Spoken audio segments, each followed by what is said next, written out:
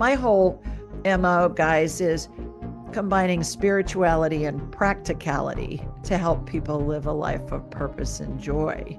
So we have the healing on the spiritual level.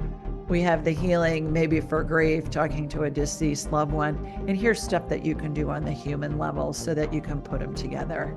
And it really helps people with their lives. One thing that comes to mind is like on the spiritual seeker path to like, non-duality enlightenment or something like that, that you're going to have lots of meditation sessions where your brain won't shut the hell up. And while you're waiting for that great gestalt of, becoming enlightened, maybe try some of this stuff. You know what I mean? You're already in that kind of spiritual focused mode.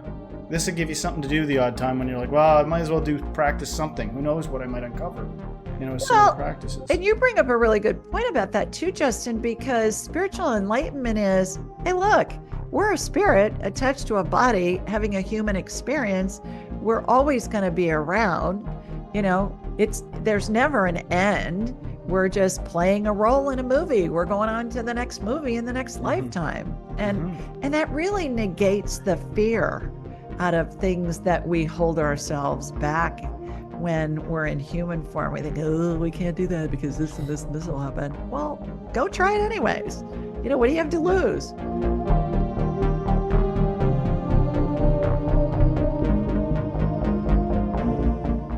Welcome, modern day mystics, fellow truth seekers, James and Justin back again. And today we have another special guest with us. We have Julie Ryan from the Ask Julie Ryan podcast. Now, she is a psychic, a medical intuitive. She can see energy fields, and she speaks with spirits that are both alive and dead. Have you been watching much of her stuff? I have. So have I. This could be intense. This could be interesting. Let's see what happens. All right, let's get into it. Julie Ryan, thank you so much for being on the show today. It is great to have you. This is the first time we've had a psychic on the show and a medical intuitive. But I know behind all of you guys, there's got to be some type of a story. So I want to know a little bit how you figured out that you were a psychic and a medical intuitive. And maybe you could give us kind of like a condensed version of like how this all got rolling for you. Yeah, sure. I'd be delighted to. Thank you for having me. First of all, wonderful to be with you guys. Thanks for being with us. You bet. I am a businesswoman. I'm a serial entrepreneur who's founded 9 companies in 5 industries, and I'm an inventor and former manufacturer of surgical devices sold throughout the world. So I'm a businesswoman who learned how to do woo-woo, and I'm a buffet of psychicness, is the bottom line. I didn't have dead people chasing me as a child, or if I did, I didn't know it, let alone what I would have done with that information. And I learned how to do all of this, what I call woo-woo stuff, the medical, intuitive, and psychic. Once you connect with spirits, you can do it all. So I can scan people energetically, do healings. I'm like a human MRI. I can see inside people's bodies without, with their permission, certainly. And talk to your dead grandma. We can scan your cat. We can do past life stuff. We can talk to your angels and your spirit guides. We can do all of it. It's just once you connect with spirit, then the, everything is open. So when did you first realize that you had this gift? I didn't. I learned how to do it. You learned how to do it. I learned how to do it. We all come in with the ability. We all come in with telepathic ability. You guys have both had times where you think of somebody and then they call you or they text you or you run into them or something and you say, oh my gosh, what a coincidence. I just was thinking of you. Well, that's your intuitive, that's your telepathic abilities at play. You have a thought of doing something and you go against, what your gut feeling is on it. And normally we regret that when that happens. We all have telepathic and intuitive abilities. It's just a matter of developing and enhancing them. And all little children have this ability and they shut it down around the age, it's been my experience, around the age of about 7-ish, when their grown-ups tell them, oh, honey, that's just your imagination. That's not really real. But you hear about kids with imaginary friends or kids that will say something like, Grandpa Joe and I played trains last night. He came to visit me during the middle of the night. And they're thinking, okay, Grandpa Joe's been dead for 20 years. And he was dead long before you were ever born. How do you even know about Grandpa Joe? And the child will tell the parents or the remaining grandparent, yeah, Grandpa Joe told me this, and it will end up being valid. And the parents are going, what? What's that all about? Yeah, So they get spooked out and they're like, no more of that. exactly. So how Yeah. I came about this is a girlfriend gave me a book 30-ish years ago called Anatomy of the Spirit. And it's by a woman named Carolyn Mays, who calls herself a medical intuitive. And I thought, what the heck is that? I've never heard that term before. And I was in the medical business. I was manufacturing surgical devices and inventing them, and in that hospital supply business for 30 years. And so I wanted to know more. And I went to the bookstore guys because we didn't have the internet yet.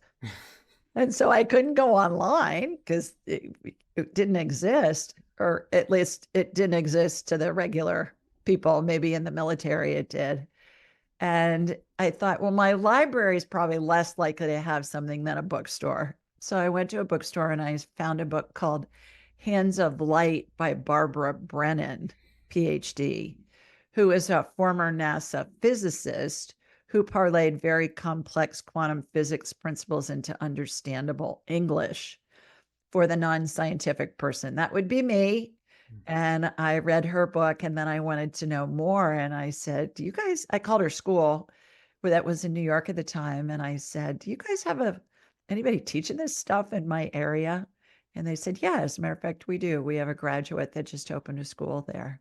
And I studied with her for 6 years, all the while being a wife and a mom and a businesswoman and, doing my regular stuff. And my family and friends would say periodically, why are you doing this? Why are you studying this stuff? Because this is expensive. I could have gotten an MD or a PhD with the money I spent on it. And I said, I don't know. And they said, well, what are you going to do with it? I said, I have no clue. Fast forward 30 years, sold my manufacturing company and thought, okay, now what? And I was led to do this stuff. And that was several years ago. So I parlayed it into the Ask Julie Ryan whole buffet of psychicness. So if I get you for an hour, like I said, we could talk to your dead cat and your dead grandma and scan you physically and do energetic healings and do past life stuff. I can tell how close to death somebody is. And I teach people from around the world how to do the same thing. Wow. It's so interesting. I've watched some of the clips of you doing readings on people and doing your thing, and there's a few things that are interesting. Like you're articulate, you're clearly very smart, you've got an impressive rap sheet, but nevertheless this stuff is spooky. You know what I mean? And like it can be astonishing. I assume every now and then you astonish people and they're like, because this is not common for a lot of people. And but to you it seems like you're used to it. Are you used to it? This is like, how do we get past being astonished and into like relax into like should this become normal? Should we get used to these types of things? And how do we get over that? Like even I'm a little bit like, what's going to happen? You know what I mean? Yeah. Well, it's because I've done it tens of thousands of times. It's kind of like you can learn how to throw a football, but that doesn't mean that you're going to be Tom Brady and be the winningest quarterback in the NFL, for heaven's sakes. It's just practice. And it's just a matter of getting validation for the information that you receive from spirit. It's really fun when I do that with medical professionals or somebody that is saying, I don't know that I'd buy this. And at this stage of the game, frankly, I don't feel the need to prove it to anybody. If they want to watch my Ask Julie Ryan show, there's 600 episodes there. They can watch it with people that call into the show. That's what you watch, Justin, I'm assuming. And in the meantime, though, it's just a matter of connecting into that person's spirit. We can connect with any spirit, whether it's attached to a body or not. And everything's vibration, everything's a frequency. And all of us have a frequency that our spirit keeps throughout all of its lifetimes. And our heads are like big satellite dishes. They receive and transmit frequencies, much like a radio station, whether that be terrestrial radio or satellite radio. You're in your car and you tune to 94.7, that's classic rock. You turn to 104.5, and that's the country station. You're on a different, those are megahertz, those are frequencies on which that information is being broadcast. So, what I do is I raise my vibrational level to the level of spirit, because spirit has a really high vibrational level simply because it's not attached to a body, right? The body has mass. So if I want to talk to, let's say, your deceased grandmother, you say, my grandma's name's Pearl. Then I think, okay, I need Justin's grandma Pearl. I think of it, that tunes my satellite dish head to Grandma Pearl's frequency. And then it opens up something similar to a two-way radio communication. And I say something to her, you say something to her, and then she's going to answer her spirit instantly, fast as you can snap your fingers, or before you've even finished with the thought. Now, how that works is time doesn't exist in the spirit world. Time's a human creation. So Grandma Pearl's already got our comment or question, and she's responding sometimes before we've even thought it out all the way, because I don't have time there, but we do here. Time's a linear time as we know it. I think was started by the Greeks or the Romans or one of those ancient civilizations. Does that answer your question, Justin? It answers all kinds of questions. Okay. I'm already thinking of my next question. Okay, bring it on. Yeah. Which is, Terence McKenna said something like, don't give way to astonishment. Every now and then it seems like you come across, the core of the question I'm going to ask is, should we give way to astonishment, and what facilitates a good reading? What makes it more conducive to like a good, clear reading? And it seems, without knowing all the parts of this, that being open and maybe not having too many expectations actually makes things more palatable. Because my whole life, like, we grew up in the church, and it always seemed like the more I was like, everybody's getting slain in the spirit. What's going on here? How come I can't get slain? Or how come I don't see a miracle? And you'd even come across Bible verses that would be like, those who want a miracle won't see one. But then sometimes you'll be stricken by a synchronicity that you're like, where was that? Came out of nowhere. Yeah. Sometimes it's when you're not expecting. Like we have a friend that's actually a Reiki practitioner and somewhat of a medium too. She's been on the show actually. Mm-hmm. And going into that, I was like, did my utmost to just like drop expectations, drop a critical mindset, which I'm pretty hyper rational, if you can tell by the way I'm talking. And I know, and I did get something out of it. Going into a lot of the people we've interviewed on here, having an open mind, it's amazing what can happen if you actually are open. You suspend your rationality a little bit. Am I onto something? Is that true? Have you found anything like that? Or is it like, nope, I've had people been like, this is what I want, and she totally nailed it, and my expectations were completely met? Or is it like, how does it usually work? Sometimes it's felt like you're like, anticipating getting a message for you, and then it's like the person behind you actually gets the message. Does that sort of stuff happen? Not with me, because I pinpoint who it is with whom we want to communicate. There are other mediums and psychics that'll say, okay, let's see who's around you. And I'm like, who do you want to talk to? I'm a businesswoman. Cut to the chase. Who do you want to talk to? Let's get it done. Boom. We connect in with them. There are some schools of thought that you got to wait 40 days before you can talk to somebody's spirit once they pass. No, you don't. I talk to spirits attached to bodies all the time, all day long. It's just the individual practitioner's techniques, I would say. And I don't need somebody to be open-minded to be able to communicate with their loved one or to scan them energetically. They'll get more out of it if they can envision, for instance, in a healing, what I'm describing to them, because I get visuals of representations of the healing that's happening. And sometimes they're hilarious. I would say a lot of the time they're hilarious. And it's so that we can have a human frame of reference for this energy healing that's happening. Because it's been my experience, guys, that if we can envision what I'm describing or one of my graduates is describing, it helps integrate the healing into the body, because the body's always going to follow what the brain tells it, even if the brain doesn't believe it to be true. I think a great example of that is you're watching some movie and it's really scary. And you're thinking, oh my God, my heart feels like it's going to beat right out of my chest. Well, your brain knows it's pretend, but your body's following what it's watching and it's just thinking, whoa, I got to get out of here. So that's a great example. Furthermore, nobody heals anybody else ever. You go to the emergency room with some big cut in your leg, they're going to stitch it up. Doctor's going to stitch it up, but the doctor doesn't make your skin grow back. You make your own skin grow back. So this energy healing, as I have experienced, is part of the healing equation, if you will.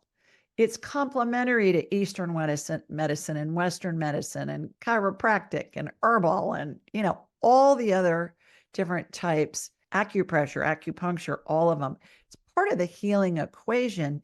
And it's always the person with whom I'm working, it's always that person's spirit's prerogative to utilize the healing in a way that's going to best facilitate whatever it is they're exploring in this lifetime. That may even include that they don't incorporate the healing. The healing's happened. Yeah. Then it's just got to integrate into their body.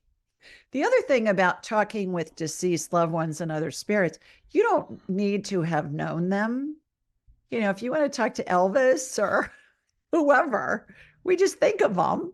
Our satellite dish head, we think of them, opens up that radio communication, and then we have a conversation with them. And every once in a while, usually somebody who's lost a loved one and they're pretty distraught, they'll have a whole list of questions that they want to ask, and that's all fine. But I tell them up front, look, I can't control what your spirit loved one is going to say any more than you could control what they said when they were alive. And I'll ask the questions. Well, they'll hear it when you ask the question, and then I'll relay what the answer is that I get. And number one, this is not Jeopardy. So that doesn't necessarily mean you're going to get the answer you want to hear. Number one. Number two, when they give us an answer, it may not make sense right at that moment that information is conveyed, but it may make sense later. It may pertain to something that hasn't happened yet. And I always use the caveat of be open to the interpretation, because somebody may say you're going to see a peacock.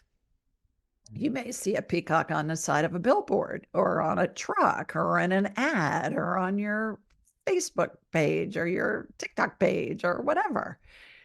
Be open. You may see it on a piece of jewelry. I mean, there are a bazillion ways that you can see it. And spirit's really literal. So if we're asking for advice, we want to be very concise in how we ask the question. For example, if you say, hey, Grandma Pearl, I don't know that you have a Grandma Pearl, I've just made that up, but hey, Grandma Pearl, are we going to enjoy the movie tonight? Are we going to enjoy the movie? And you hear a yes. Again, they're going to answer you right away. And you hear a yes. And you're watching some movie tonight on TV, and it's awful. And you're going, Grandma Pearl, what's up with that? And Grandma Pearl's going to say, well, if you would have asked me, are we going to enjoy watching Top Gun tonight on Netflix? See how specific that is? Yeah. The other thing to remember about communicating with spirit, especially if it's just a deceased loved one or maybe a historic figure with whom you want to communicate, I think they all have ADD. Seriously. Yeah. Because they're like talking about something that's going to make sense to you. And then I had a woman last week who called into my live, and she's like, my mom just passed and we're so distraught. Does she have a message for us? She showed me a watermelon. That's random. I don't edit anything I get because who am I to decide? So I said, she's showing me a watermelon. Does that mean anything to you guys?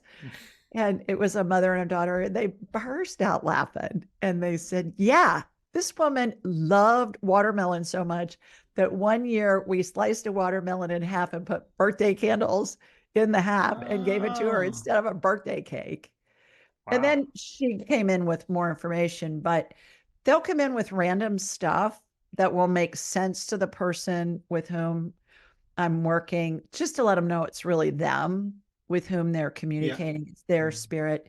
And then they'll answer other questions, but they're normally going to give us information that's going to let them know.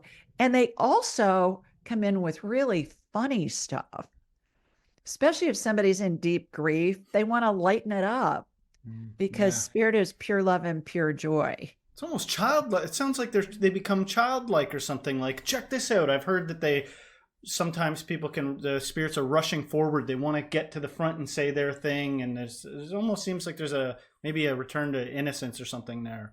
And it's funny with the session I did with our medium friend. Yeah. She was channeling some of my ancestors, and she was like, "They're so funny. Like this one grandpa of yours or distant grandfather or something. She found him funny."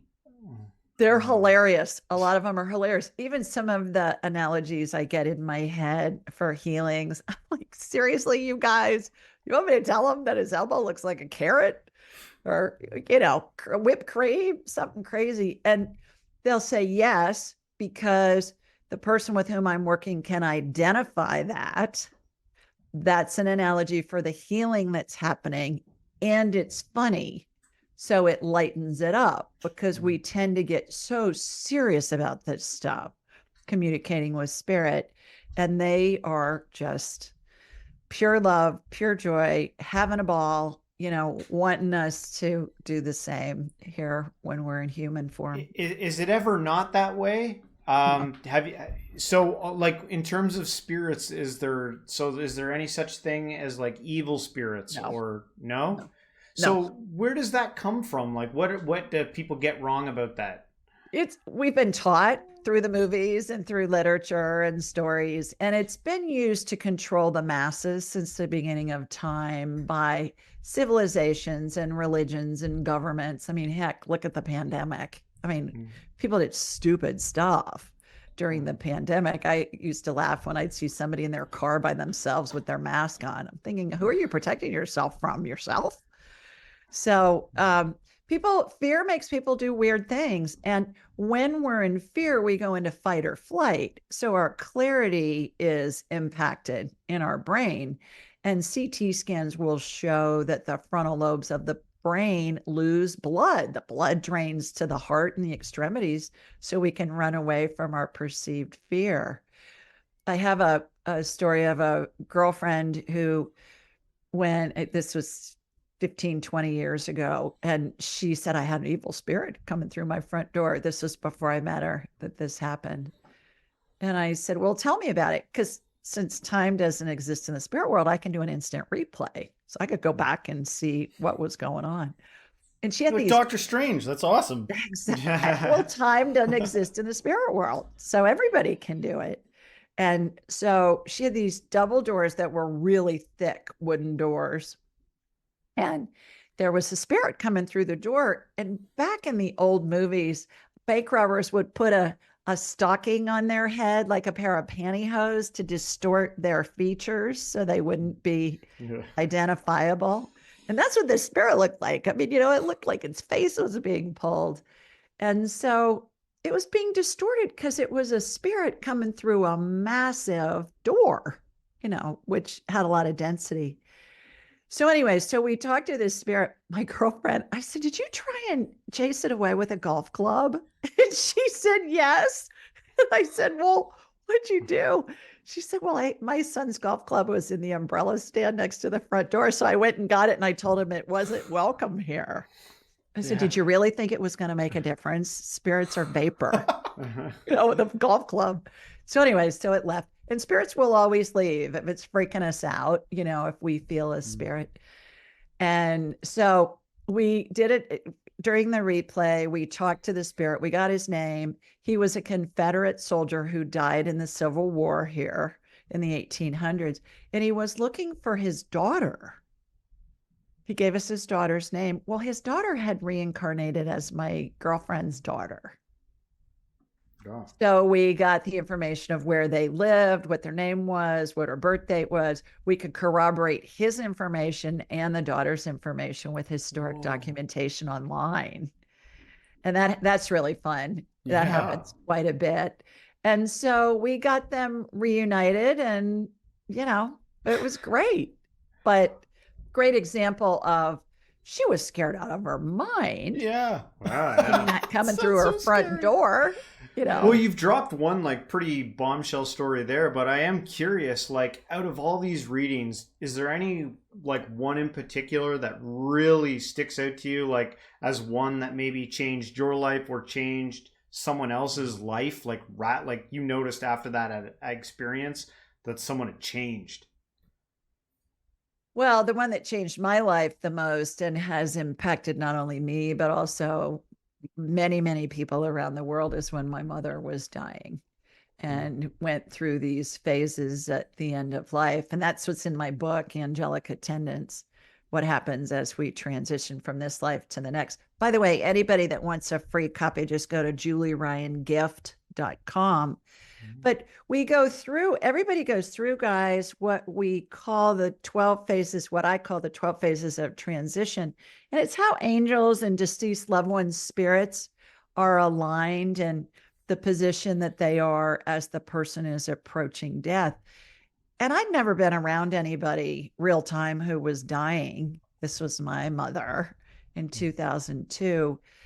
And so it was very sudden. She was in a hospice facility, and my heart was breaking because she was dying. And yet I was watching all this glorious stuff happening from the spirit world and the configuration of the angels and all these deceased loved ones' spirits that were in there. Some I recognized from pictures because they'd been long dead. Pet spirits were in there. These angels are massive. I'm a Catholic schoolgirl. They look like the way they're depicted in the paintings and the statuary, the big wings, big angels, bare feet, rope belt, the whole 9 yards. And so several nuances with the 12 phases of transition that I saw with my mother. And then I saw it with several other people who passed. And then that's how I was led to write my book. May I tell you about the nuances and then tell you how the book came about? Yeah, sure. Absolutely. Okay. The nuances, a couple of them are the maternal spirit closest to the person who's dying is the one that really runs the show from the spirit world. So my grandmother, we called her Meemaw. My Meemaw had died 6 months before my mother. And she was there, and she was bringing in the angels and the other spirits. And I was like, well, this is interesting. I mean, I never thought about it, but I thought maybe God has like an air traffic control department in heaven and dispatches the death angel or something to make all this happen. But it's not, it's the maternal spirit. So in my case, my mother's deceased. If she was still alive, it would be my maternal grandmother. If she was still alive, it would be her mother. Always on the maternal side. That's number one. Number two, the spirit exits the body through the top of the head, and it looks like a bubble, like a speech bubble in a cartoon. And then that's the first stage. And then the spirits come in and the angels are there and all of that. Well, about halfway through, there are 2 extra angels that show up on either side of the spirit bubble, and their wings start to move. And it reminded me of a giant owl. If you've ever seen a documentary on an owl, their wings are very slow and rhythmic and silent, but you could almost feel the drag, as they're they're flying their wings. So that started, and it went on for a while, and it caused a vortex to form. About phase 9, there was this vortex started to form above my mom's head. And I thought, this is going to be interesting. I have no idea what's going to happen, but I knew that it would have something to do with her spirit separating from her body. And when this vortex was forming, I could feel the upward pull. I could hear it and I could see it. And it reminded me of being in a car wash when you come to the end and they turn the dryer on and it's sucking all the water off your car. That's what it reminded me of. And in fact, that's what happens. The spirit goes through that vortex. And then those angels on either side of the spirit bubble escort the person's spirit to what I call heaven, the spirit realm. So I'm writing the book, and I was led to just do an internet search, and I did owl wing vortex. Come to find out, you guys, there's this thing called the wingtip vortex. Have you ever heard of it? Of course. Well, no, I've never heard you of a it. pilot? But of course, it exists. Yeah. Yeah, it's an aeronautical engineering thing. Oh, yeah. Yeah, that causes lift. And every jet, every plane, every kite, every bird, every bug that flies, there are these wingtip vortices that cause it to be able to fly. And I'm thinking, holy Moses, I'm watching these angel wings cause this vortex that I can see, hear, and feel. And it's happening in the spirit world, but I can feel it in the human world. And it's helping my mother's spirit lift up and separate from her body. That blew my mind. Yeah. Number one. Number Were you two. composed? Were you like, is anybody else seeing this? Or No, was it nobody just- was, but I talk about it in my book. The hospice nurses were saying she's going to be here for a couple of weeks because she's so well hydrated. They brought her there from the hospital. And I'm going, I don't know about that. So I stayed with her that night. And at 5 a.m, she passed. And I was the only one with her because I could see all this stuff going on in the spirit world. And I thought, there's no way. This is happening too fast. And she knew I could see it. So that's why she chose me. The rest of the family got there about 10 minutes later. The other interesting thing about this is at the end of every Roman Catholic funeral, there's a prayer called In Paradisum, which in Latin translates into paradise. The angels and your loved ones will greet you and lead you into paradise. And at my mother's funeral, I'm like, holy Jesus, that's what I saw happen last night and all day yesterday was all these loved ones were gathering and thousands of spirits and every pet she'd ever had and every pet we'd had. We had dogs when I was a little girl whose spirits were in the room. I hadn't thought of them in 30 years. So that was interesting. So again, I did an internet search and learned that the In Paradisum prayer began as a 5th century Gregorian chant. So perhaps it took till the 5th century till someone was well educated enough to be able to read and write, because people were illiterate until the last couple hundred years even. And certainly some of the most learned people were men living in monasteries and synagogues. So again, I believe people have been able to see this stuff since the beginning of time. And as we've become more well-educated, we're more proof-based and we want to see proof that this stuff really exists. But I think people have been able to see this stuff since time created itself. Is there artistic depictions of that sort of thing? Have you ever come across in your travels, like, holy crap, somebody painted these wings in this whole process? Like, can you find art that depicts this? Or I see art that's angels escorting people, and it's usually up and to the right. Yeah. If you look at the old masters paintings, that's a great question, Justin. And what I figured out with the help of a physicist at a talk I gave one time at a conference was, he said, well, of course, the vortex, when you're causing lift, if you're imagining that you're unscrewing the lid of a jar because you want to take it off, you're going counterclockwise and you're going to go up to get it off. And I thought, well, duh, yeah.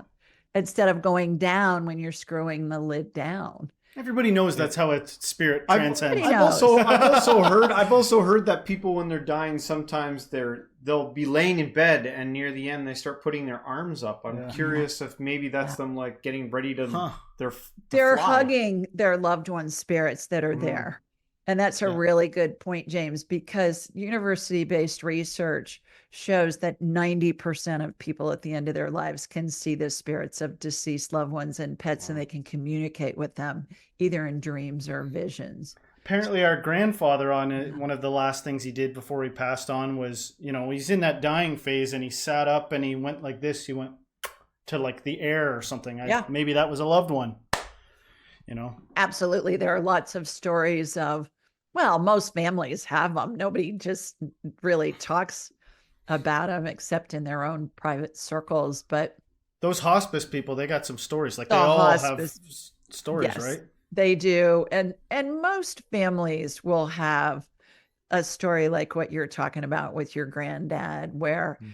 they seem to be talking. This one family had an elderly loved one who was getting ready to pass, and he was talking to his deceased mother's spirit, and she'd been dead since he was 5. So she'd been dead for 90 years.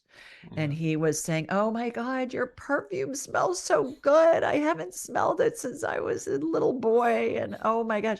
And it's so comforting Yeah. to the family who's watching all of this transpire, who's worried about what the heck's going to happen to granddad, let alone makes us face our own mortality. What's going to happen to granddad? What's going to happen to me when Right. I'm there? And also gives the person who's dying, when they know that this is what's going to happen, it gives them a lot of comfort as well. Our grandmother, when she was, I think like the morning before she passed, the nurses came in and she goes, "I'm going to Sunday school with Jesus today." And then they came back and she had passed. Like they like left and came back and she was Yeah. shortly afterwards gone. Mhm. I'm curious about like kind of the interaction with spirits with this physical reality, and from your understanding, maybe some of the insights you've gained, what's going on here with like them coming, like are they in the permanent spot, or is there higher places to get to, or is that what heaven is, or like what's the structure of the reality that we're all Yeah. experiencing? Great question. My understanding, heaven to me is non-physical, is, pure spirit, Hmm. pure energy, if you will. So they're around us all the time. Heaven is not up in the clouds somewhere necessarily. It's around us all the time. And we're the analogy that I like to use is they used to have in emergency rooms these bays where they'd have a bunch of stretchers with patients on them, and they'd draw a curtain, to kind of give them some privacy when the doctor came in. Well, you could hear everything that was going on, but not necessarily maybe watch the exam. And that's kind of how I picture it. They're still around us, they're just not in physical form. So the patient in the bed next to you in the emergency room, you can see and you can talk to, and then they pull the curtain. Well, you can't see that other patient anymore, but you can communicate with them and talk to them. Hmm. And that's kind of how it works. And so they're always around us, they're always available. They're not going to interfere with our lives, but boy, they are so willing to help us. All we have to do is ask. Hmm. And then they love that. Did they So, ever go off and like explore the universe and come back? Are they ever like, I've been checking out Jupiter and now I'm back? oh, yeah, yeah, Like, yeah. Oh, yeah. yeah. The stories are amazing.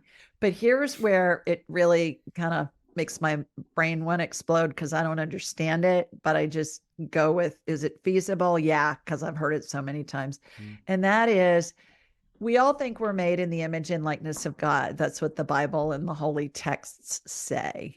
And most of us think God looks like Dumbledore, from the Harry Potter movies, or Yeah. Gandalf from the Lord of the Rings Gandalf, movies, yeah. some old man, long white hair, long white beard, that kind of thing. What I believe the Bible's talking about in the other holy texts is we're made in the image and likeness of God in spirit form. So if God can be everywhere all at the same time, so can we when we're in the image and likeness of God in spirit form. Does that make sense? Yes, and yeah. I was just gonna say that makes me think that because in my own unprovable experience, I feel like dreams have played a factor. Like Oh, I've been yeah, visited by people that have passed in dreams before. I'm like, absolutely. even like uncles I've never met before and stuff like that. Yeah. Or at Well, least one. Justin, you want to know why that happens? Because spirit, as I mentioned, is a really high vibration because it doesn't have the density of a body. And we all come in with the frequency of spirit. And then we live our lives and we're stressed and we're busy and we're, doing whatever, living the human experience, which is what we're supposed to do. So it's easier for spirit to communicate on the high vibration frequency, that high vibration channel. And every night when we go to sleep, our brains rest and we go back to the factory pre-setting frequency channel. And so it's easier for spirit to communicate with us on those channels, because I like to say spirit doesn't communicate on the I feel crappy channels because the vibration's too low. So that's why I will always suggest to somebody who's grieving, I'll say, well, ask your loved one to come visit you in your dreams. And oftentimes they will. It can be cathartic. It can be like a Absolutely. big cry fest. Yeah. So, spooky break and entering Civil War generals aside, Yeah. what comforting can we know? I get the sense that there's something comforting we're circling here about the afterlife. Is there some good news? Is there something we can all take comfort in about death? Because that seems to be a big fear. Yeah. you know? Yeah, you're right. There's lots of information about the afterlife. There's lots of information about near-death experiences, not so much about what happens as we're dying. And that's what most people are afraid of. It's like, wow, is it going to be like in Ghost and Demi Moore is, that evil spirit's going to come take me and yank Am me? I going to be getting chased out with a golf club? I'm You're just here to not. find my daughter. Yeah, you're not. So I think some of the comforting things is we're all surrounded by angels and the spirits of deceased loved ones and pets as we're transitioning. Everybody goes to heaven. There was a movie out in the 80s called All Dogs Go to Heaven. All people go to heaven too, even the most horrific people you can think of.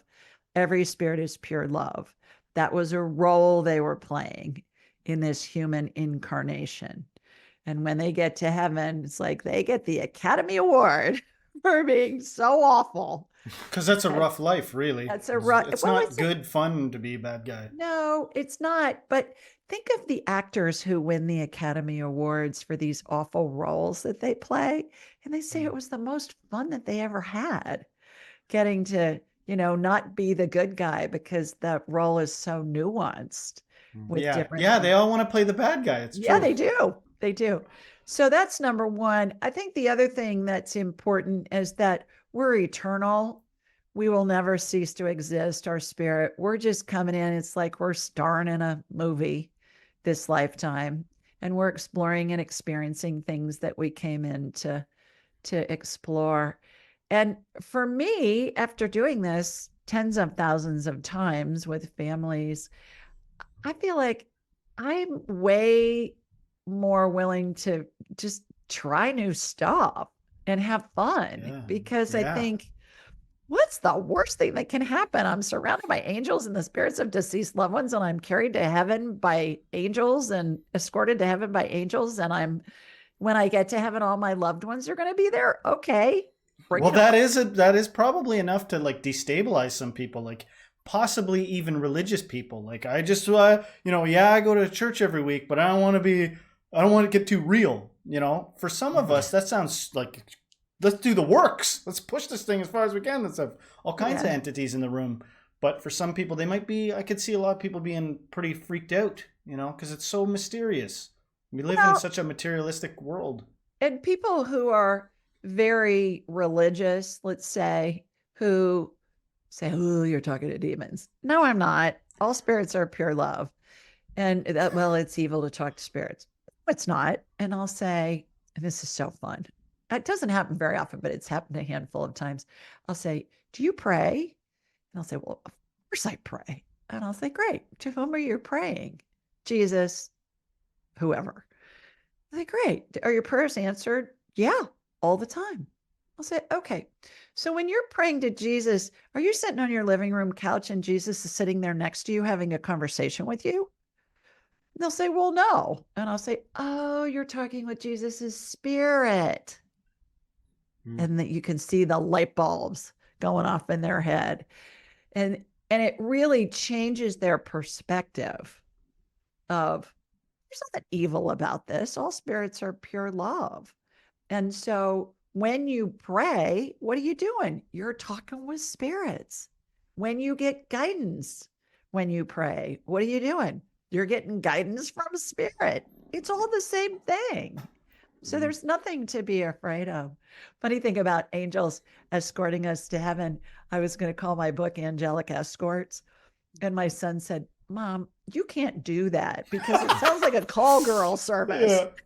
He said, Yeah. you put that up as your website, or you put that in a, in an internet search, and you're going to have so Angelic much stuff escorts. that you're Yeah. not going to want. And he was right. So I changed it to angelic attendants. I think that's a funny story, though. Yeah, that's hilarious. Yeah.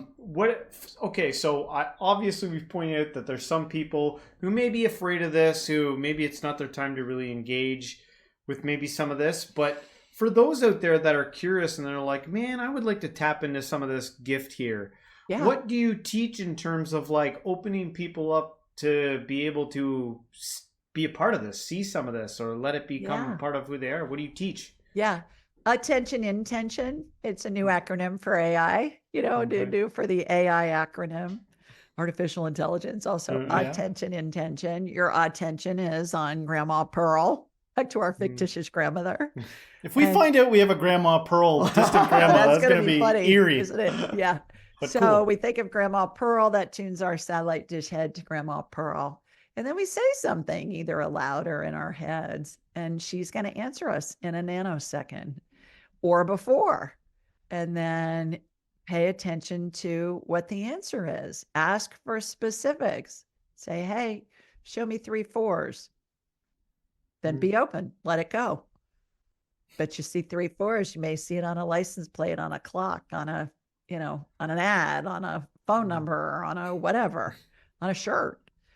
Like, I was just busy like circling Saturn. What do you want? Yeah. I don't know. well, and that's something else too that's really funny, Justin, is people will say to me, well, what's my dad doing in heaven? Yeah. And I'll say, anything he wants to do. Because what I've heard so many times from spirit is when we're in heaven, we have a thought and it immediately materializes. So I've had clients where their deceased whomever is skiing the Matterhorn in the morning, and then a second later they're on a safari in Africa, and then a second later they're in the Everglades on a boat hunting crocodiles or something. It's just really interesting. I had a woman on this show who had a near-death experience, and she said she was walking through a field and she had the thought of, I wish the grass was taller because then it could tickle the back of my calves like it did when I was a little girl. And she said the grass immediately grew and tickled the back of her calves, like when she was a little girl. So that's awesome. what I Sounds hear. Wonderful. Yeah, I hear that there's no delay between you have a thought and it immediately materializes. Whereas when we're in the human incarnation, in the spirit world, there's no right or wrong. There's no good or bad, is what I'm told. In our world, we have to have that because we can't go around killing each other because we wouldn't have the human experience, right? So when we're going through something that perhaps we perceive as even horrific, in heaven, they're going, cool. Wonder what James is going to create out of this. How's Justin going to get himself out of this pickle? What's he going to create? Because it's all about creating. We're here to create. And if we know what we don't like, it gives us the incentive to create something that we want and something that we do like. We need that contrast, or otherwise everything would just stay stagnant. The sense I get is that they drop this kind of like egoic melodrama. Like sometimes you'll see really evolved people or really developed people, and sometimes they're like bestowing advice, and the person they're talking to is in tears and they're going over some traumatic event, and you're like, man, if I was there, I'd probably be like feeling compassion. I might even start crying with them, but they can maintain that peace, and they're like sort of they're detached from the emotional whatever or inertia of the person that they're with. And it seems like from the spiritual perspective, it's like you could be sitting there like, what? They're in the room, they're saying this. The spirit's coming from like, they don't seem as emotionally dramatic is the best word I can come up with. Like they're a little bit more. It's pure joy. Yeah. So even if somebody in their human form is suffering, as I just mentioned, spirits are going, cool. What's he going to create out of this? Because when we know that we're in pain, either emotionally or physically, what do? We want to change the conditions. We want to create something to help us feel better and help us move forward. And they're cheering us all along. And remember, they can see the big picture. So we're stuck in the moment of, oh my gosh, this is so terrible. And they already can see how this so terrible situation is going to benefit them in the long run from what they create. Mm. An awful lot of people who've been through lots of drama and trauma, certainly the fires in Los Angeles, the plane crash in DC recently, those are a couple things that have happened here in America in the past month. And all those people that lost their homes. Our son and daughter-in-law had to evacuate. They live there. They're okay and their home is okay, but they have friends that lost everything. And it's devastating. It's just, they have nothing left. They had the clothes on their backs when they evacuated, and they have two little kids. And we think, oh my gosh, why would anybody choose to go through that? And yet they're already starting to draw up new plans to their house. They're thinking, okay, what can we do differently? This was a house that we bought that was 45 years old, and there were these things we liked and these things we didn't. Now we get to start from scratch and design exactly what it is we want. So there's always a silver lining to every cloud, no matter how horrific it is. And we can look back on those horrific situations and say, God, I wouldn't want to go through that again. And yet here's some really good things that resulted from going through that experience. Yeah. I'm sure you've probably heard before, like when they hear psychic, they may say, well, tell me the winning lottery numbers or something like that. Yeah. What are some of the misconceptions that people have about you and what you do? Well, it's pretty rare anymore because I've been around for a little bit, and most of the people that come to me for an appointment either watch my show on YouTube, Ask Julie Ryan, or they're listening to the podcast, Ask Julie Ryan. So they have a pretty good idea of the work that I do. Every once in a while over the years, as I mentioned, I'd have somebody that'd say, well, you got to tell me something, something, something. I'd say, this is not a game show. I can't control what your loved one is going to say in spirit any more than I could control what they were going to say when they were alive. I'm just the messenger. I can give you the information. And I can tell you, for me personally, my psychic abilities don't work at the racetrack. I've been to the Kentucky Derby more than once and didn't get information that I could use for that. Unfortunately, it doesn't work in Vegas. I was there last week. I didn't gamble, but I've been there many times. And I'll get, okay, what number should I put down? Yeah. Just work. Ghosts of old gambling addicts like, bet on this. Yeah. But it's more towards, for me, it's helping people heal, whether that be physically or emotionally or spiritually or whatever. I can help them by facilitating and doing the work that I do. It facilitates them healing themselves. And most of the work I do is medical, really, probably 95% of it. People will come to me and my graduates, when they've been to see multiple doctors and gotten multiple diagnoses and perhaps many different treatment plans, and they still have the same symptoms. And they'll say, well, yeah, these doctors tell me I got 4 autoimmune diseases. I'll say, no, you're living in a moldy environment. Your body's full of mold, because I can see inside their body.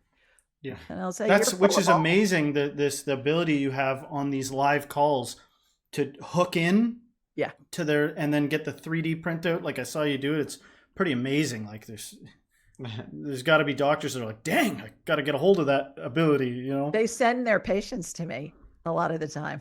Yeah. Yeah. And I watch new organs get generated with stem cell energy. I mean, it's wild, the stuff I get to see. And sometimes those new organs will show up on subsequent scans at the doctor's office. And I've had them call me over the years and say, what the heck are you doing? And how does this stuff work? And so that's Cool. fun, but it's a matter of the body has the potential to heal itself. Everything can be healed. And it's just a different way of looking at it, and we all have the ability to heal ourselves. I just help them realize that with these crazy old analogies, and I'll see new healings all the time, and I warn them and I say, okay, you may hear me say something like, oh, this is cool, I haven't seen this before, and that's appealing to my inventor brain. And then what happens is inevitably that'll be in my toolbox, and then the healing will be used for somebody else, and I'll know what's going on with it. So it's so much fun, you guys. I there are days when I do 6 1-hour sessions, and people say, well, aren't you exhausted? And I said, no, I'm jazzed, because the vibration level is so high, and it's such a joy to meet people from all over the world. And maybe if I can help them in one teeny weeny little, little bit, it's so much fun to be able to do that.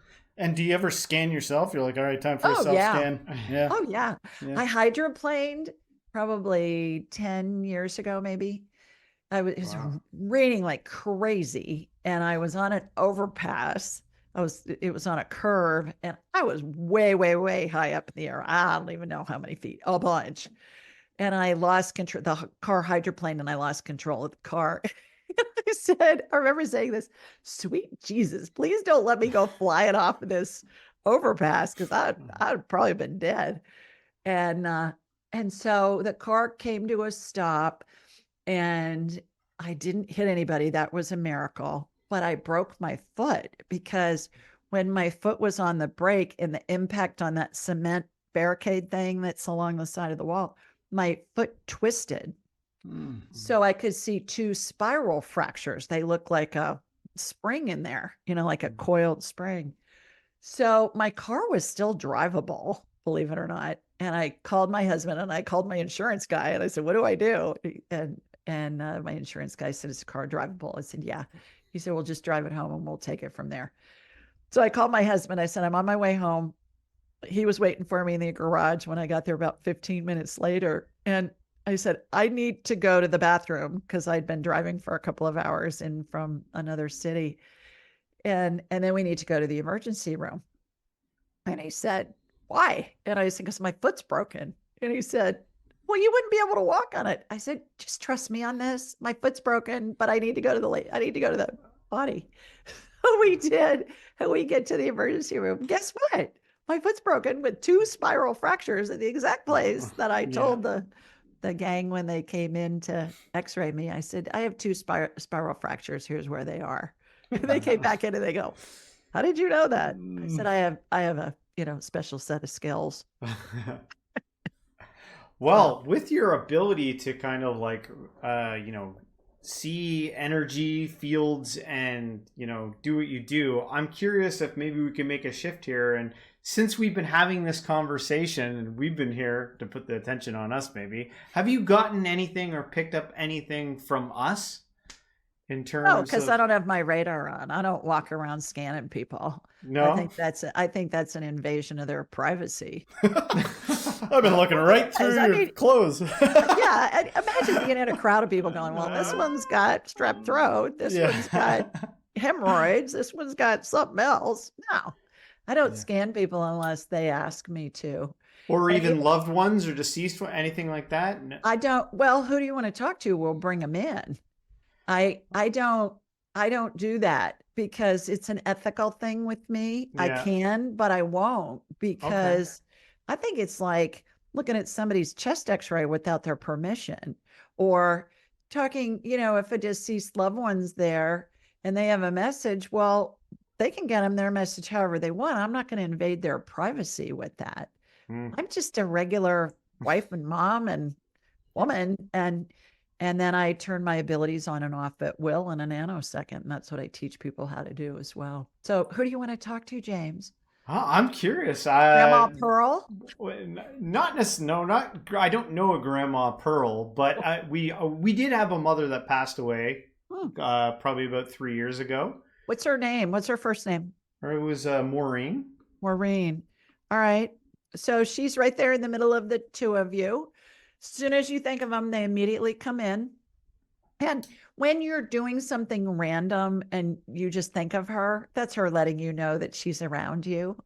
So she's doing that. Did you guys dress as ghosts for Halloween one year? She's showing me ghost outfits. Did you have ghost outfits that you played with? I don't know. I was into Ghostbusters when I was a kid. Okay. She showed me a ghost outfit. Ghost outfits, the two of you. What's the age difference between the two of you? Is that 5 years between us? Okay. Who's older? Me. Okay. All right. Sorry about that, Justin. But you guys kind of look like you're about the same age. All right. Well, you have a question for her? You have something you want to say to her? Do you have a question? How is she doing? What's she doing with her time? She's great. She's great. She's showing me knitting. Did she knit? She's showing me knitting. My mom, I don't think was much. Maybe she's taken up hobbies she did not do. Yeah. Actually, no, she did. There's a little bit. She did a little bit. Actually, of stuff. yeah. She kind of crocheted a picture, actually. Yeah. She looks like she's knitting or crocheting or something with yarn and needles. She's doing that. So Maureen, and it's interesting with these spirits, you guys, because it kind of reminds me of an old-fashioned water well pump. You got to pump it a few times and then they get really chatty. So, what do you want to say to her? Let's do that. And then say, Mom, we miss you. We think of you. Love you. Yeah. We think about you and stuff. She's around you all the time. She's showing me a letter. Did she write you guys a letter? Do you have letters that she had written? Yes. Somebody else? She actually specifically did do that. She wrote we each got a letter that we got after she passed. Yes. Yeah. She's showing me that. She's saying she hopes that you cherish those.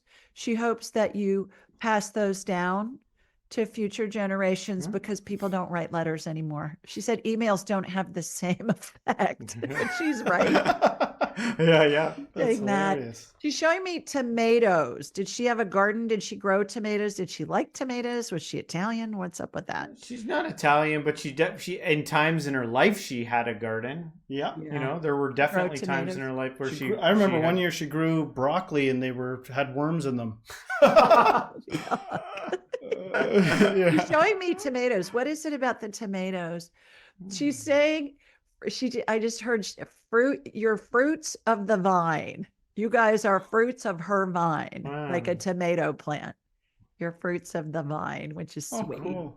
She was really into like family lineage. Like she did pass on a lot of like charts of our family tree and that sort of stuff. So she's saying that she's with all those people in heaven. She's saying some of them were curmudgeons, her word.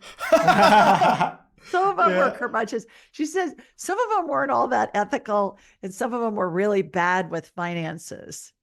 They were like not necessarily upstanding, but she says, but they're all, fabulous in heaven.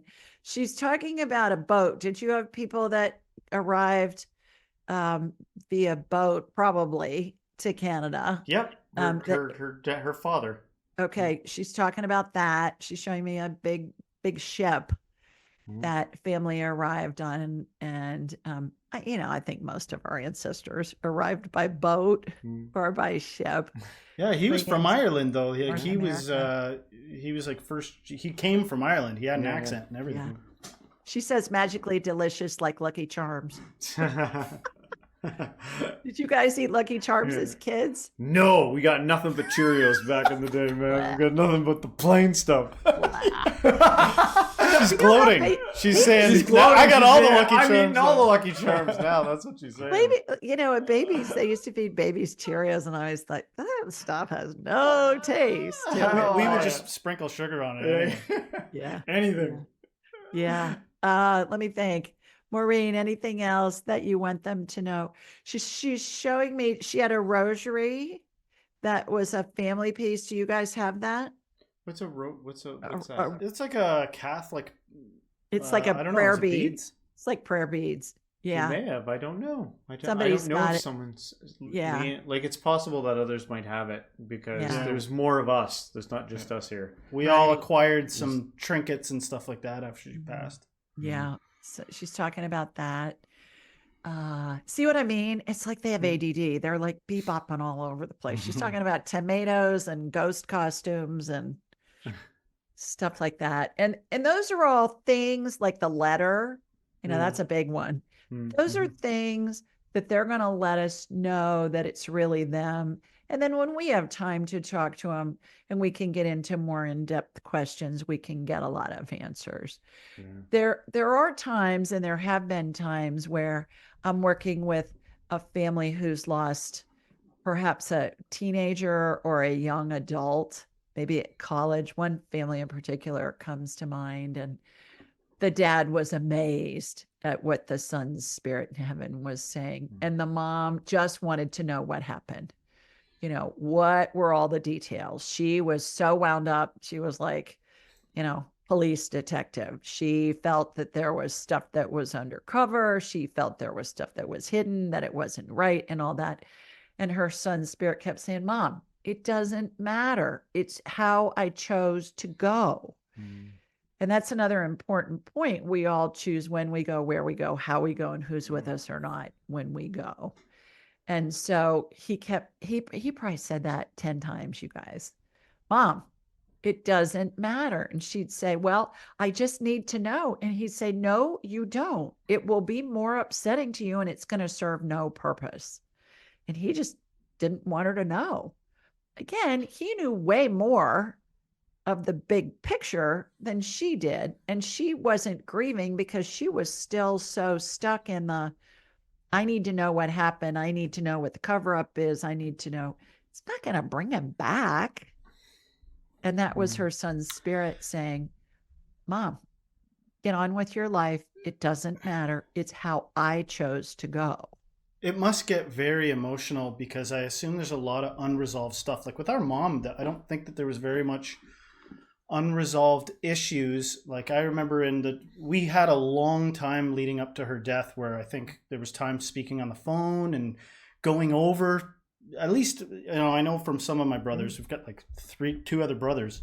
And so I don't think there was too much unresolved stuff, but if she's still around, I would like to ask one question, which is like, yeah, is everything settled? Is everything all right? Is there anything that she had wished was different? Or like, I don't know if she's even here anymore, but she is. She's absolutely here. Yeah, she's part of the conversation. She's saying, no, everything unfolded perfectly. There is nothing remaining to be said. And the fact of the matter, her words, is you can talk to her anytime you want. So there's never anything that's not resolved because she's still around you and you can communicate with her. She's cute. She goes, why do you think I sent Julie to you? Teach you how to communicate with her. Yeah. So she's showing me like a marionette puppeteer, those puppets with the strings, and the marionette's got those wooden things and they're making the puppets dance and stuff. So she's saying no. And that's her point is, no, there's never anything that's unresolved because people who are still in human form always have the ability to talk to their loved ones in spirit. So some people just aren't ready to really acknowledge that for a while. So if there's unresolved stuff, especially during the pandemic when people couldn't be with their loved ones in hospitals, and they were so distraught because their loved one died alone. And I'm here to tell them, no, they didn't. They were surrounded by angels and loved ones and the spirits of deceased pets. But what I'll have them do, guys, is I'll have them write a letter to them, to their loved one who passed. And then there's something cathartic about pen and paper, the energy that comes out of the body to help grieve. And then I'll tell them to take that and go to a park somewhere where they have grills that you can cook steaks and burgers and hot dogs and stuff on. And I'll say, burn the letter and watch the smoke go up into the air. And that dissipates all that grief and anger and resentment and whatever else is stuck in there. And it's symbolic of that message going to their loved one in heaven. And it's really healing for people when they do that. And then they find that their grief is then starting to subside. And then a little bit later, they are able to communicate with their loved one because they're not in the low vibration of grief all the time. Does that make sense? Yeah, yeah. Yeah. You talked a little bit about people kind of choosing when it's their time. Yeah. On the other end of it, I've heard people talk about that we kind of choose the lives that we take when we come here. How do you feel about that? Yeah, I think it's been my experience, guys, that because I do past life stuff too, which is so much fun because we can get Let's do that. I want to do that. Documents. We can do that. Yeah. It's my experience that we all come in with scripts of things we want to explore and experience. Back to our conversation earlier of somebody who's horrific and they get an Academy Award when they go to heaven. Daniel Day-Lewis of lives. Yeah, right. So I'll see in past lives, there will be a semblance of a script that will permeate through many lifetimes. Same basic script, different time, different place, different gender, oftentimes, different set of circumstances, obviously, different time in history, but same basic script. And they'll look at it from a different perspective. So let's say you're a murderer in one lifetime, and then you're murdered in another lifetime. So you're exploring it as the murderer, and then you're exploring it as the person who has been murdered to look at those two different angles. And as you figured already, I talk in analogies a lot because I think it gives our human minds a frame of reference for all this woo-woo stuff. So I like to use the analogy of Hamlet. How many times has Hamlet been performed since Shakespeare wrote it in 1602? Who knows? But you think about this, same script. When was it performed? What was happening in the world? Where? What language? By whom? Who was the director? Who was the set designer? Was it inside? Was it outside? All those different variables are going to create a different perspective each time that script that remains the same is performed. And I think that's a good analogy to help us understand how these different lifetimes occur. So definitely challenges the paradoxical notions. It's like, wait a second, if there's reincarnation, then who are the spirits I'm talking to? Like if we're reincarnated, then who are the people that? I guess that's assuming that the parents that have passed, like our mom, is not reincarnated if she's speaking in the spirit realm or something. Well, this is where it gets interesting again. And I don't think we're supposed to know the answer to this. All I can tell you is what I've gotten a bazillion times from talking with spirit, all the same source, all God, talking through your mom, talking through my mom, talking through whomever to help us receive the information in a way that it's more easily palatable from our human perspective. You're getting information from your mother is going to be more readily available to you than God talking to you, right? Because you don't have a frame of reference for that. Yeah, it's like that scene in Contact when her dad shows up on the right. beach and it's an alien or whatever. That's right. Perfect. I love that movie. And what did she do? She went through a wormhole, right? Yeah. Went through a vortex, lots of vortices in the work that I do. That was a great passing. movie. They should have sent a poet. That was great. I know. That was I love that movie. I love the old computers because I had one like that in the 80s. Yeah. Oh my goodness. Yeah, that's a pretty old movie now. It's really old. It's really old. So this makes my head want to explode because I can't even begin to understand it from a human perspective. But there are many schools of thought, and I've heard a yes from Spirit on this, that we live multiple lifetimes concurrently. Mm. And I want to go, huh? I feel like Scooby Doo. What? And here's an analogy that helps me kind of grasp it a little bit. And that is the movie Contact was made in the 80s. That was live when they made it. They taped it. Now we're in the 2020s.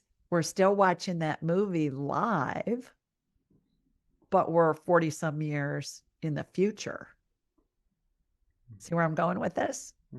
So it's that those people, that experience of them filming that movie is still present because it's on film, but we're watching it 40 plus years after the fact. So that gives me a little bit of a, okay, maybe. So when I don't understand things about this, and certainly there are lots of things that we're not supposed to understand because we're supposed to have the human experience, I just go to, is it feasible? Yeah, it's feasible. And I'll figure it out once I get back to heaven. And then it'll all make sense. But in especially the meantime, when like time doesn't exist, all bets are off. It's like, well, right. you know, if time doesn't exist, then there's, you know, multiverse of things happening. I feel like you wanted to ask something about the past life thing. I do. Yeah. I do. If that's possible, yeah. can we do each get one life from the past or something or whatever? Sure. How I do this is, of course, different because I'm an entrepreneur, right? So I have to have my own way. Most people will do what's called a past life regression. Yeah. I do what I call a past life scan.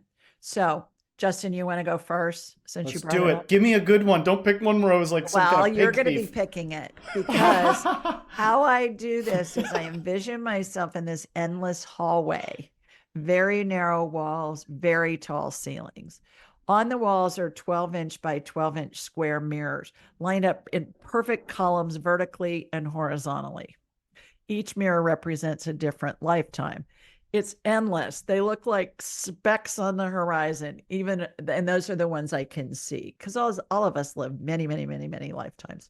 So we're going to ask a question.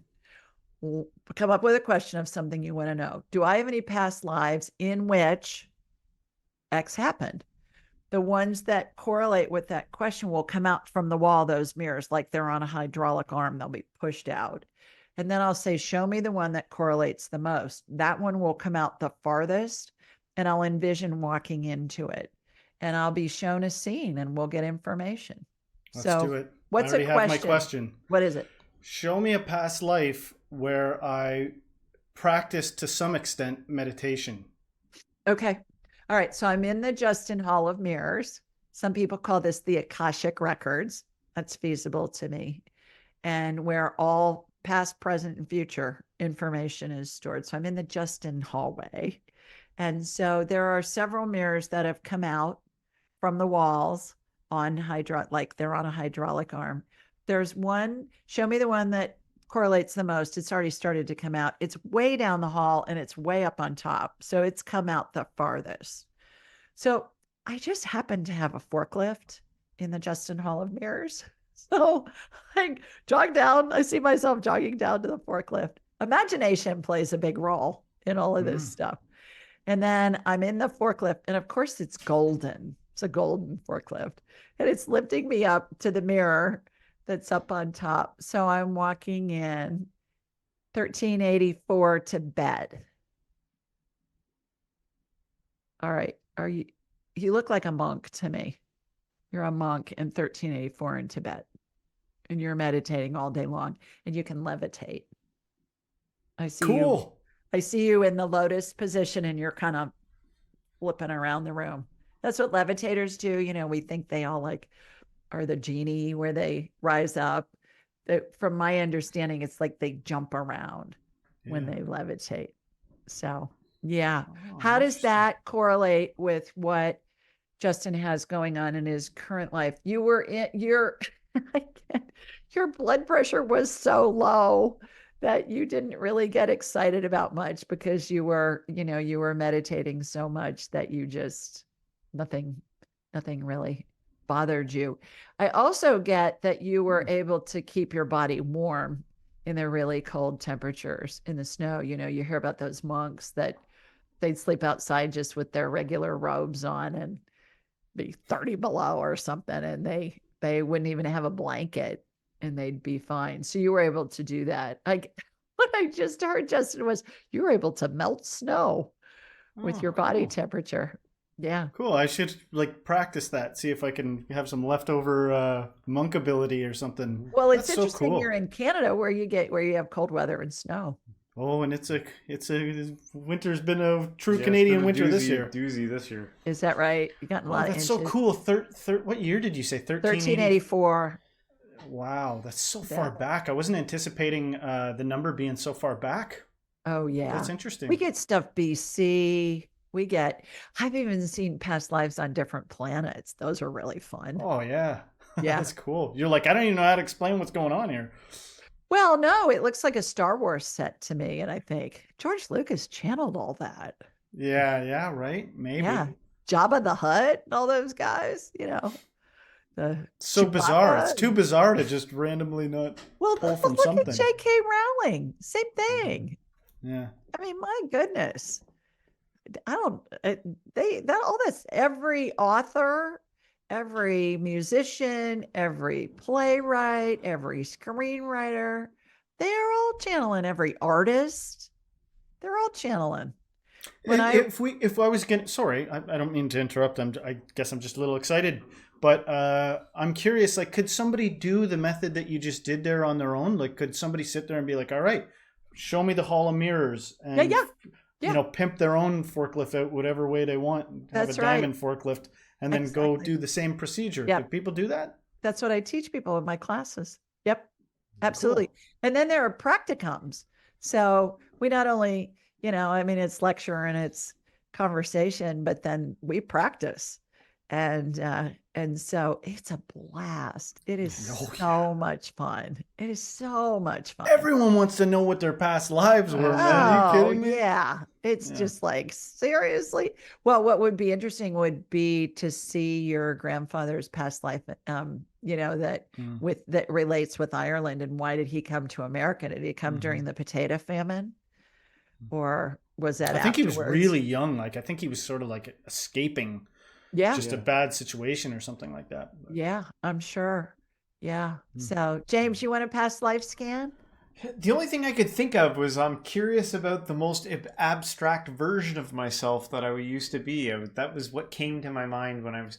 Originally, I was thinking, what was my most peaceful? And you were like, I want to know about meditation, so I can't go that Do route the same again. thing. I'm curious about what's the most abstract, strangest version of myself. That's cool. I already got it. It's already in the Hall of Mirrors. I've already got it. And All right. it's 13 million years BC, and you were an amoeba. It was an amoeba. You're what are they called? Those monkeys, those water monkeys or whatever. He's an amoeba. You look like an amoeba. Did you ever look maybe. at pond water under a microscope, in school? I'm sure I did at some yeah. time. It's mortifying. I remember doing that and thinking, holy goodness, I'm never drinking that with all that crawly, creepy Right? stuff Oh, in there. man. Oh, yeah. Really. So what are the lessons? What do I take from the amoeba? Keep going. You'll turn into a human one day. You're evolving. You're ever changing. Well, the thing that's interesting about that is recently there was a research paper that was released that scientists have found a black hole in the nucleus of a human cell. Ooh. And black holes are source. Talk about Contact, the movie. How does she get from Earth to the other planet? Through a black hole, right? Mm-hmm. And I see lots of black holes, especially when somebody's transitioning. And so it's fascinating. And what I take from that is that you're made up of a bunch of cells that all have black holes in them, and it's all source. We're all a fractal of the divine, and we're made in the image and likeness of God. So we all have a fractal of the divine in us.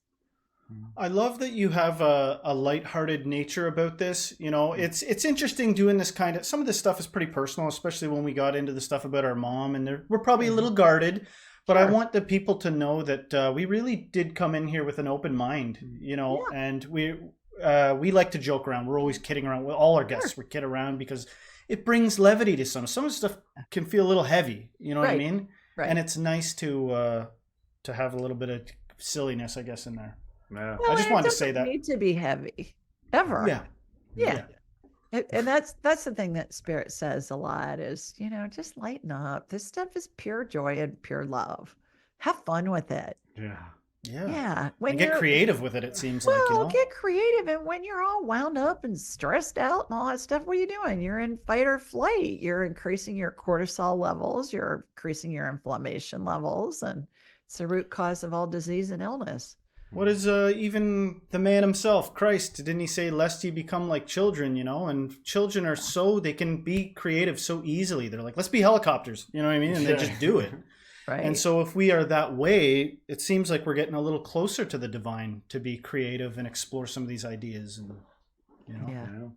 Yeah. Well, Julie, I want to say thank you so much for being on the show. This was a blast. We had a great time. Thanks for sharing your insights and everything. Oh, my honor. Maybe to close things out, you can let our audience know where they can find you, what you got going on, and all that good stuff. Sure. AskJulieRyan.com is the main hub of everything.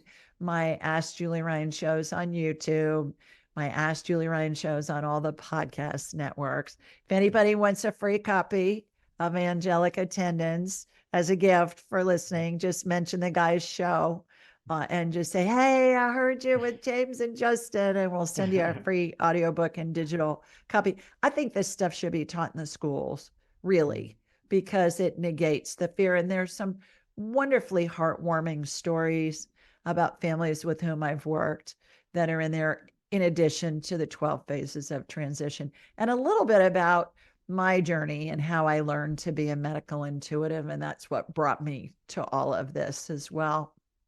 So there's that.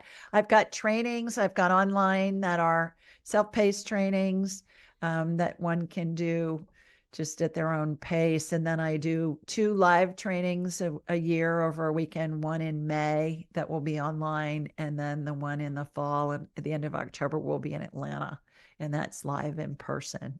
And they're both just a blast. And the key with this, you guys, is to practice. Practice it. And my classes all have practice groups. That's the most important part of learning how to do this. And somebody that doesn't want to take a class, just listen to my show. Because every week we have, Justin, thank you for listening to prepare for this. And every week we have a call-in show, and people call in from all over the world, and they ask a medical question, or they want to have their dog scanned, or they want to talk to a deceased loved one. And if you listen to my show, you'll hear the question, see what comes. So tune your satellite dish head into the caller or the person that's on the YouTube live, and then see what answer you get, and then compare it to what I get. And the more you do that, you're on the same wavelength, and your frequency is high. If you listen to that show, I don't know if you felt that, Justin, but most people say, oh my God, I'm just in such a good mood after I listen to that show. It's I was because thinking things like that. I was like kind of in research mode, but I was like, I bet you there's a lot of people that get a lot out of just seeing other people. Like one of the ones I was seeing was the lady who had the crystals in her ear and the leg issue.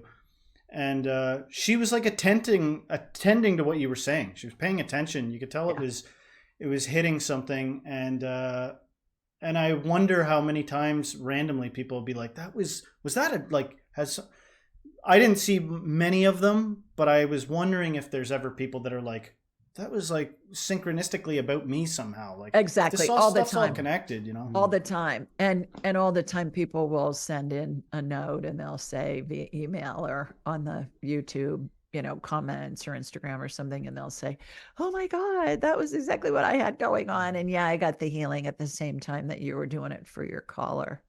So it's so much fun because I never know who's calling. My team will put somebody through. I mean, I don't even see the dashboard.